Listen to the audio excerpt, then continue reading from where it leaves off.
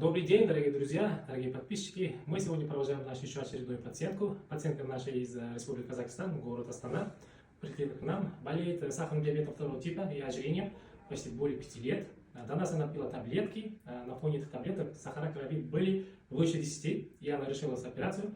Мы нашему пациентку выполняли операцию мини-гастросшунтирования лапароскопическим путем. Операция наша прошла успешно, никаких болей, дискомфортов или каких-то осложнений нету.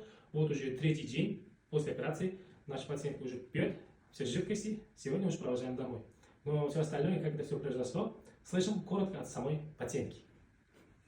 Мен Оразова Жансая, жасым 30-да, Астана қаласынан келдім. Осы Гиппократ емханасын инстаграмнан көрдім. Зухридин Убайдуллаев мырзаның несінен, парақшасынан.